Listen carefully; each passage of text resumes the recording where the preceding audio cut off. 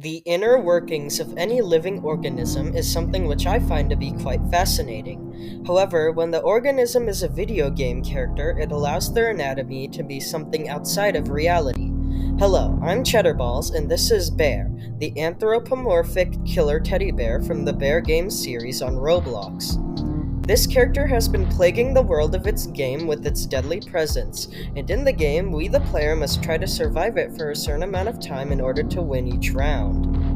Now, although bears seem fairly simple at first, after all, they are just murderous teddy bears, they actually have quite an extensive anatomy, and that is what I would like to discuss today. That's right, in this video you'll learn the inner workings of a bear, and you'll be taught what exactly makes them such efficient killers. Now, I will say that there isn't a lot to go off of, however, what there is truly mind-boggling. With all of that out of the way, let's start this lesson.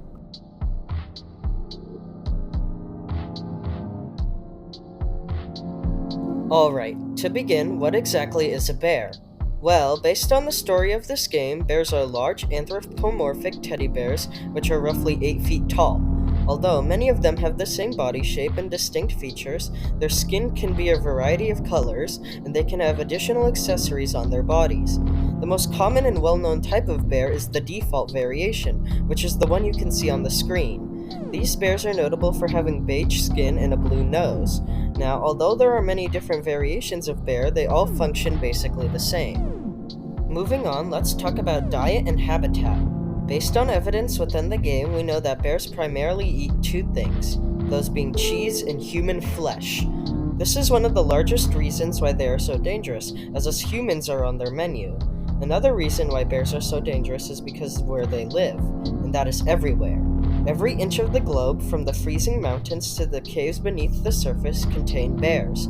They even manage to get into well-guarded cities, meaning no place is safe from their wrath.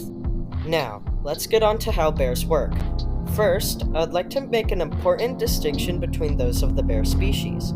Essentially, when the Cheese Factory map was added to the game, we were told through various lore notes in the map that many of the bears which have overtaken the world are actually clones created by Cheese Corporation. I actually explained what the motive behind doing this was in another video, and I suggest you check out my Bear Lore playlist if you want to learn more. But what you need to know for this video is that there are two types of bears, those being organic bears, which are the first members of this species who are real animals, and clone bears, which are beings created by Cheese Factory for their elaborate scheme to generate more revenue. Now, despite physically appearing the same, these two variations of bears have somewhat different anatomies, so I'd like to touch up on that. We know from lore notes in Cheese Factory that organic bears have organs similar to animals, such as hearts, brains, and eyes. However, in the case of clone bears, many of these organs were replaced with robotic imitations, such as batteries for hearts and computers for brains. This means that clone bears are closer to being robots than actual living beings. Now, all of this likely implies that organic bears have to eat and sleep in order to survive, in order to maintain their body, whereas clone bears do not. In fact, there are only two confirmed organic bears in the whole series, those being Sam and Atrocity, and wouldn't you know it, but these two are the only characters to have been shown sleeping, so I guess that proves that statement. However, as you may have seen from my previous lore videos, many of Atrocity's body parts were replaced with more robotic parts after he was burned to death, so I guess he is more of a cyborg now. Anyways, now that I have discussed the differences between clone and organic bears, let me talk about what they have in common, that being their abilities. You see, in the Trilogy Part 3 update for the game, bears were given power-ups which could help them in rounds. Now, although these abilities offer a unique expansion to the core gameplay, they also serve lore importance, mainly relating to the anatomy of bears. I would like to mention how although from a gameplay standpoint, any skin category can use any ability, that is not how it works in terms of anatomy. In fact, each ability can only be used by the character shown in its icon, or if a character is shown to use it in the tutorial area. With all of that out of the way, let's take a look at bears' powers. Okay, so in the tutorial area, bears are shown to possess three abilities. The first of these is Lunge, and this is pretty self-explanatory. Bears, like many predatory animals, can dash towards their prey every now and then in order to catch them quicker. There really isn't much to it. However, a bear's abilities become really interesting when you look at what they can do next. In the tutorial area of the game, bears are shown to have the ability to X-ray, meaning they are able to see survivors through walls. Although this may seem confusing at first, there's quite a reasonable explanation to this. You see, I believe that this X-ray ability is just another way of saying that the bears have the ability to heat seek. Now, for those who don't know, some animals, such as snakes, have infrared receptors in their body to detect sources of heat. This can help these animals find prey, as they can see what things are emitting body heat. I believe bears can do this too, and this is another reason why they can be so dangerous. The last ability bears are shown to have in the tutorial area is definitely the strangest, and that is Puzzle Lock. The game explains this as bears having the ability to power electronics down, which is quite odd, considering how bears are animals. Correction, some bears are animals. Now, if you remember, many of the bears roaming the world of the game are actually clones, and seeing how these clone bears are made of robotic parts, it means that it is likely that they were programmed with the ability to shut off electronics.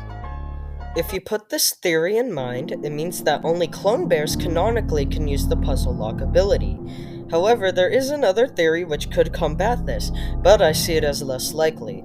My other guess for what is going on with this ability is that maybe bears work similar to electric eels. However, it is in reverse. Electric eels have special cells which can generate electricity, so maybe bears have cells which can take it away. Now, like I said, I feel like this theory is way less likely, but it still could be possible. Anyways, that concludes the bear segment of this video. I've gone over basically everything about how bears work as well as what they're made of. However, there is still more I'd like to discuss, and those are the subspecies of bears. There are two main subspecies of these characters, and I'd like to explain each one in depth so you can get a better understanding of how broad these characters are. The first subspecies of bears I'd like to discuss is Sam. Sam is definitely an interesting character, and that is because he's the only one of his species canonically. In fact, every canon Sam skin is just this one Sam in a different outfit and from a different time period. However, there is one exception to this, and that is Parading Balloon. Parading Balloon, which is a canon Sam skin, is not the same Sam we have met previously, and we know this because of how his mouth is freakishly elongated and how his insides were confirmed to be made out of cotton candy. My best guess as to why Parading Balloon exists is that he is an artificial being similar to the clone bears, which was built for Starlight Carnival. Now, despite being a subspecies to bears, Sam looks nothing like them. Besides being a beige teddy bear, he has a completely different body shape and completely different features.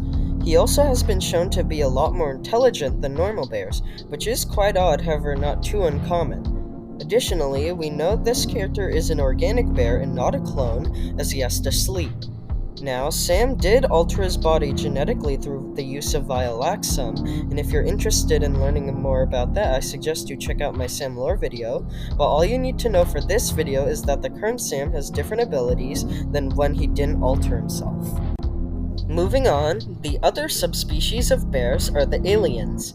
First appearing in the Teriyaka intersection map, these bears have deformed bodies and a more gray skin tone. They are also from outer space, which is the reason why they are called aliens. Very little is known about these guys, but what we do know is that they appear to be more intelligent than normal bears, as they have managed to build UFOs and get to Earth. Their existence also implies that the bears aren't just native to Earth, but to other planets as well, which is quite scary. Also, I would like to mention that there is a high possibility that these guys are also organic bears. Anyways, that is basically everything about Bear's anatomy in Roblox Bear. Now, there are still some other characters who could be considered different subspecies of bear, such as Idol and Lovebug, but that's for another video. Hopefully you learned why they are so deadly and why they should be avoided. Thank you for watching and I hope you enjoyed.